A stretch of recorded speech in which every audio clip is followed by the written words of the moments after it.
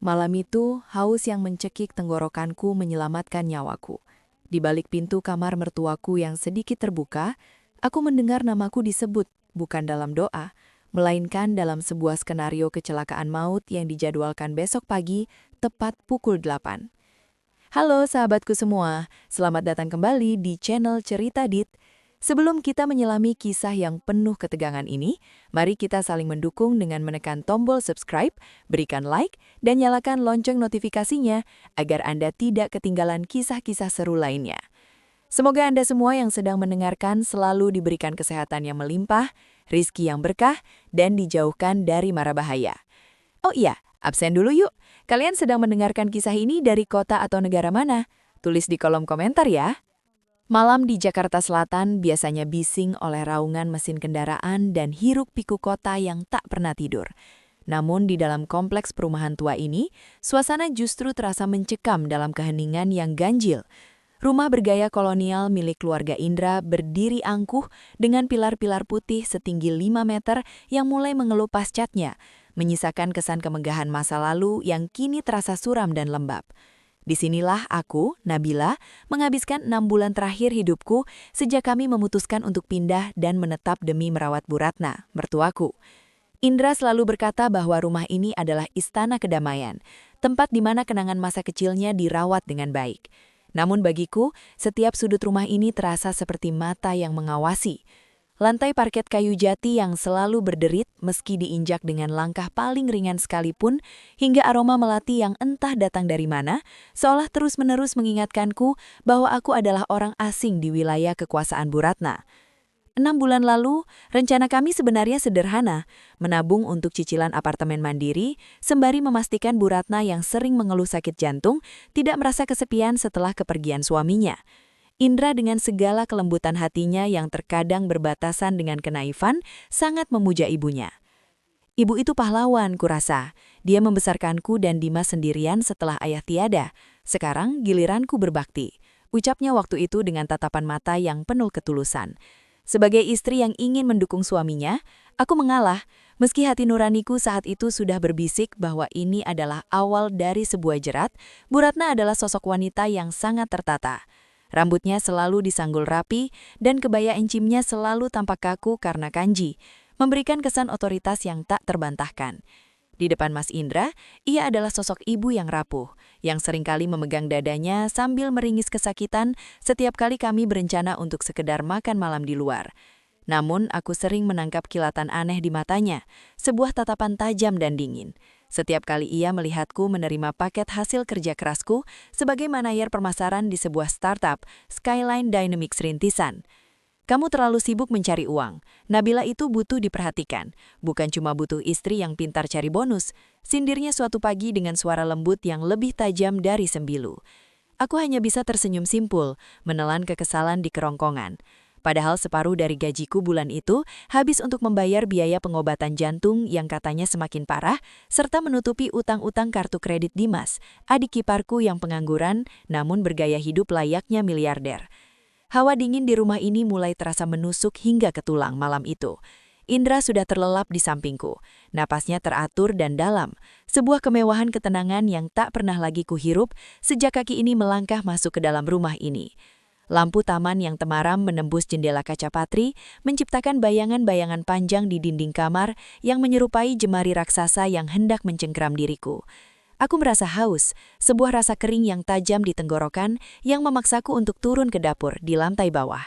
Aku beranjak pelan, berusaha tidak membangunkan Indra. Aku tidak tahu bahwa langkah kaki ini di tengah malam yang sunyi ini akan membawaku pada sebuah kenyataan yang jauh lebih dingin daripada udara malam itu. Aku tidak tahu bahwa di balik tembok-tembok tebal ini, sebuah rencana telah matang untuk menghapus keberadaanku dari dunia ini. Inilah awal dari permainan maut yang tak pernah kubayangkan sebelumnya, di mana kedamaian yang selama ini kutelan bulat-bulat hanyalah sebuah kamuflase untuk sebuah perjamuan maut yang sudah dijadwalkan.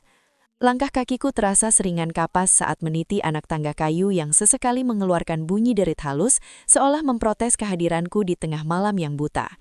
Aku menahan nafas setiap kali lantai itu berbunyi, takut jika suara itu akan membangunkan Mas Indra atau yang lebih kutakuti, Bu Ratna, mertuaku.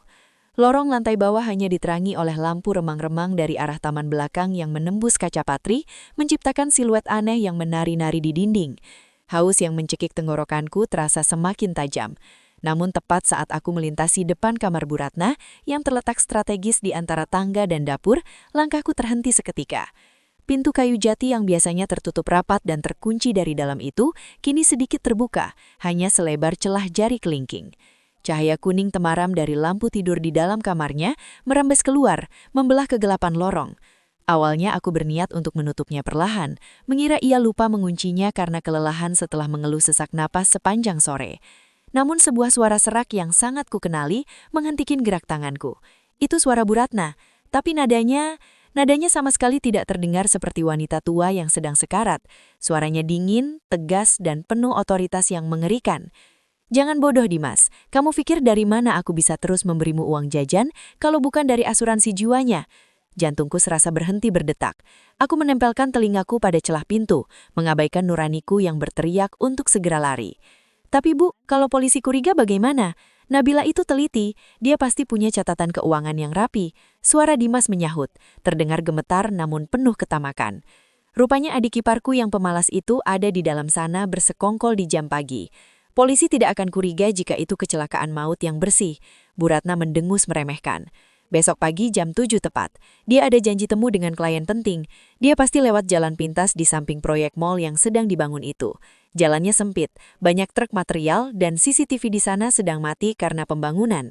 Kamu hanya perlu memastikan truk itu melaju kencang saat mobil putihnya berbelok di tikungan buta.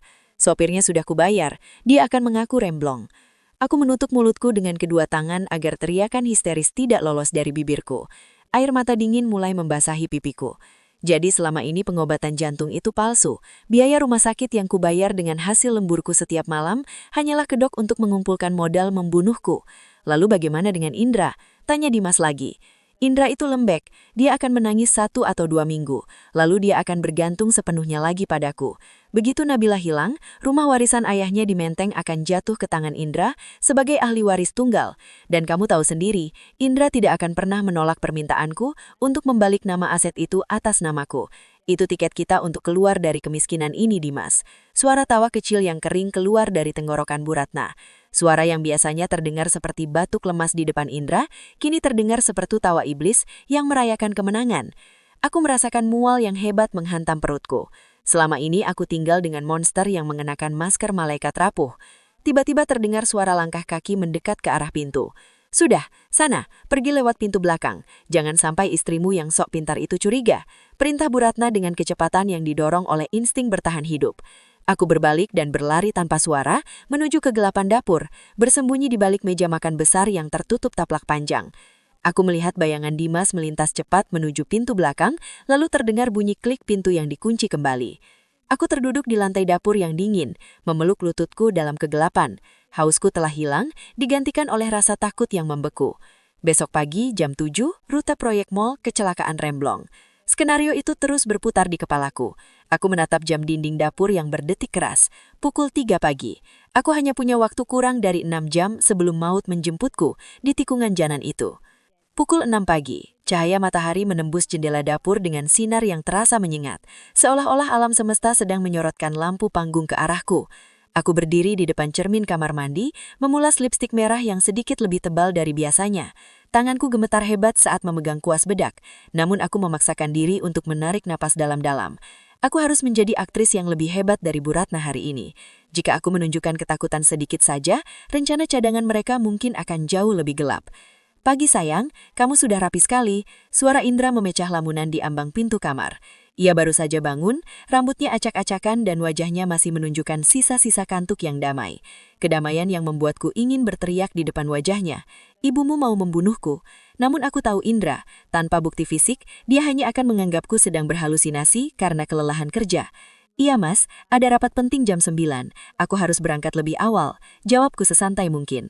Meski jantungku berdegup kencang seperti genderang perang. Kami turun ke ruang makan. Di sana Bu Ratna sudah duduk dengan anggun. Di depannya tersedia sepiring nasi goreng harum dengan telur mata sapi yang sempurna.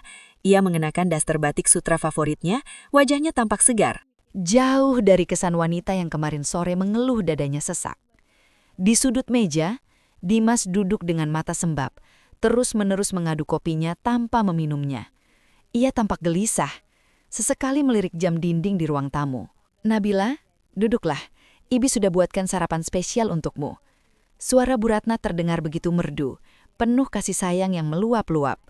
Ia menyodorkan piring itu ke arahku. "Tadi malam ibu dengar kamu bolak-balik ke kamar mandi. Apa kamu kurang sehat, Nak?" Aku menatap piring itu. Apakah ada racun di sini juga? Ataukah ini sekadar perjamuan terakhir sebelum mereka mengirimku ke liang lahat?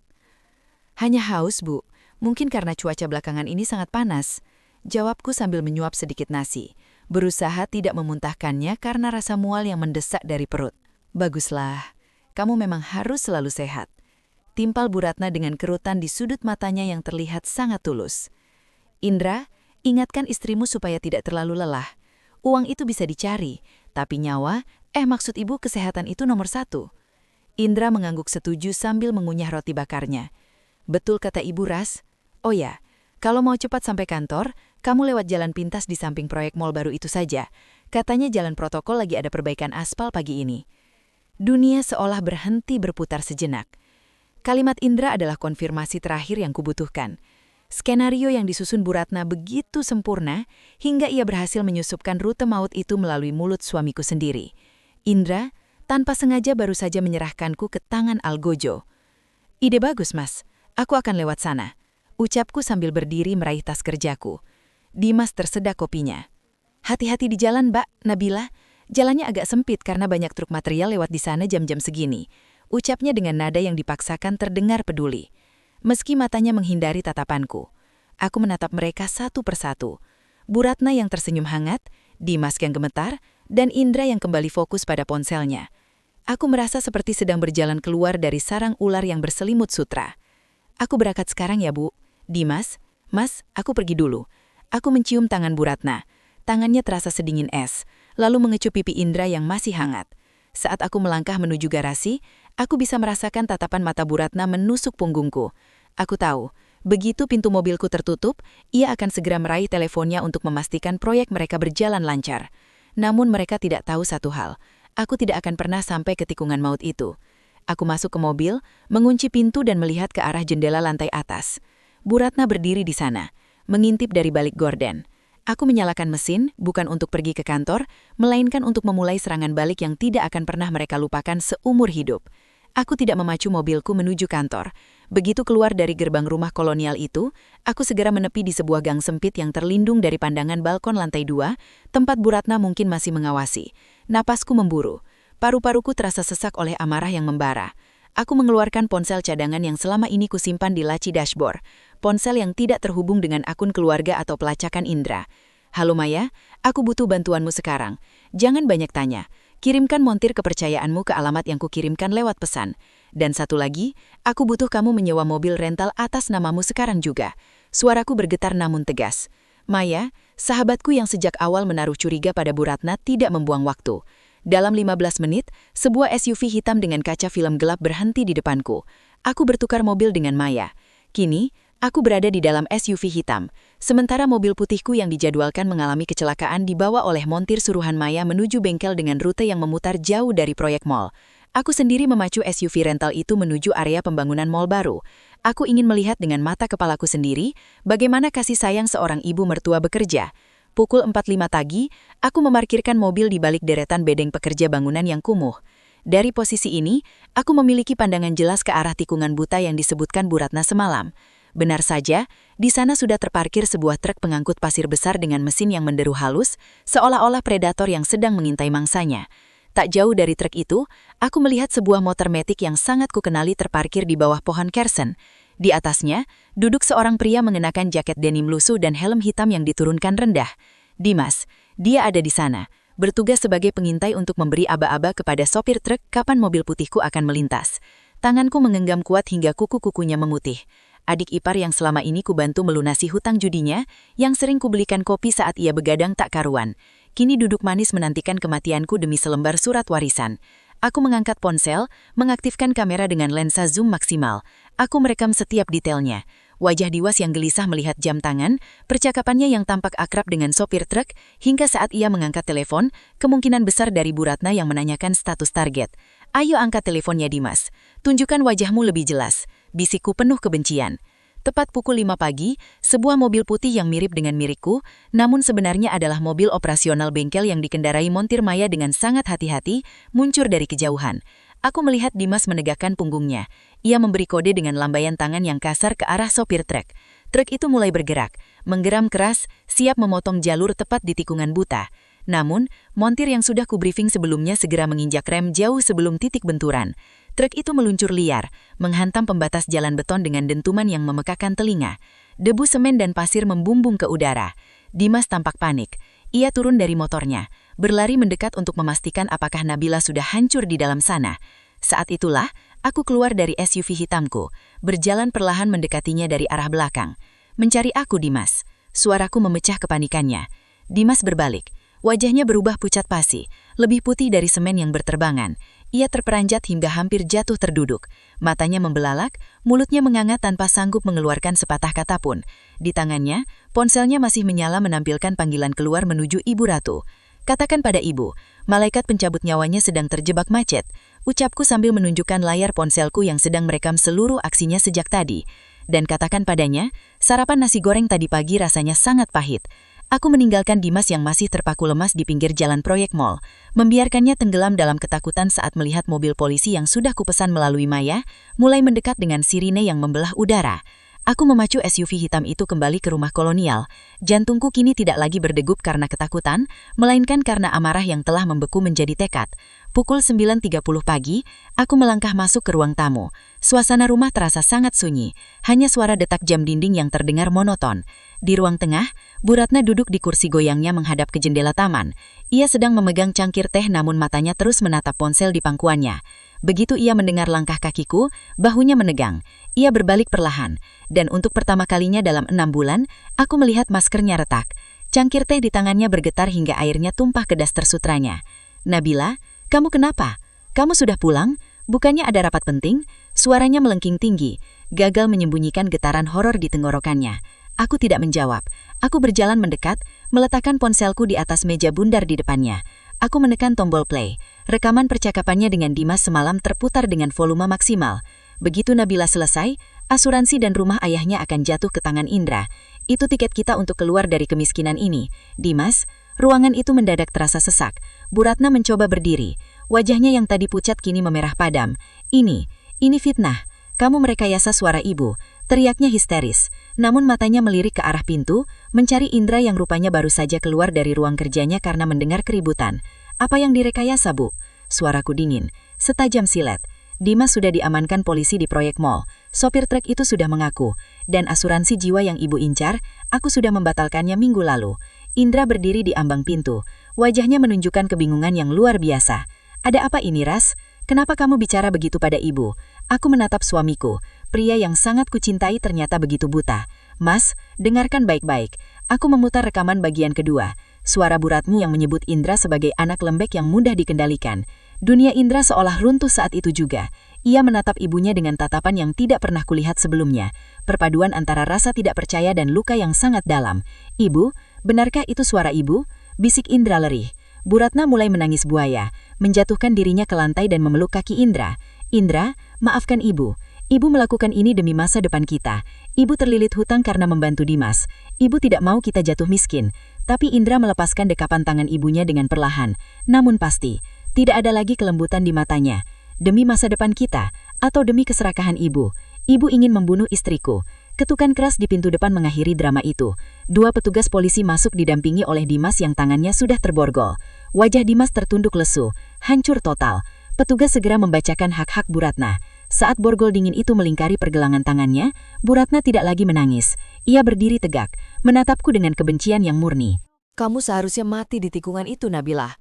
Teriaknya saat diseret keluar. Indra jatuh terduduk di kursi goyang ibunya, menangkupkan wajah di kedua tangannya. Ia menangis tanpa suara, menyadari bahwa wanita yang ia puja sebagai malaikat ternyata adalah monster yang hampir melenyapkan belahan jiwanya. 1 bulan telah berlalu sejak badai di rumah kolonial itu mereda. Bu Ratna dan Dimas kini sedang menunggu persidangan dengan ancaman hukuman percobaan pembunuhan berencana. Rumah kolonial itu telah dijual. Indra tidak sanggup lagi menginjakan kaki di sana. Aku kini berdiri di teras rumah lama ayahku di Menteng. Rumah yang dulu hampir menjadi tumbal keserakahan orang lain, kini kembali hidup dengan warna cat putih yang segar. Aku memutuskan untuk mengambil jarak dari Indra. Kami tidak bercerai, namun aku butuh waktu untuk menyembuhkan luka ini sendirian. Indra pun sedang menjalani terapinya sendiri untuk melepaskan trauma manipulasi ibunya selama puluhan tahun. Pagi ini, aku menyesap tehku dengan tenang. Tidak ada lagi rasa haus yang mencekik karena ketakutan. Tidak ada lagi derit lantai yang membuatku waspada. Aku menyadari bahwa keberanian bukan hanya tentang melawan musuh, tapi tentang berani mengakui bahwa orang yang kita sayangi pun bisa menjadi sumber bahaya. Aku membuka laptopku, mulai menuliskan pengalaman ini agar wanita lain di luar sana tahu. Jangan pernah biarkan bakti atau cinta membuatmu buta terhadap keselamatanmu sendiri. Intuisi adalah hadiah dari Tuhan yang tidak boleh diabaikan. Saat matahari mulai naik, aku menarik napas dalam. Fajar ini terasa berbeda. Lebih hangat, lebih cerah, dan yang terpenting, lebih aman. Kisahku dengan keluarga Indra mungkin penuh luka, namun babuk hidupku baru saja dimulai dengan kemerdekaan yang sesungguhnya. Terima kasih telah menyimak kisah Nabila hingga akhir. Semoga cerita ini menjadi pengingat bagi kita semua untuk selalu waspada dan mandiri. Jangan lupa untuk share video ini kepada teman atau keluarga agar mereka juga terinspirasi untuk selalu berani membela kebenaran. Sampai jumpa di kisah mendebarkan selanjutnya. Tetaplah kuat dan selalu waspada. Jangan lupa untuk share kisah ini agar menjadi pelajaran bagi banyak orang. Tetaplah waspada. Percayalah pada insting Anda. Dan jangan pernah takut untuk berdiri di atas kaki sendiri. Sampai jumpa di kisah inspiratif dan mendebarkan selanjutnya. Tetap sehat dan tetap semangat. Yeay!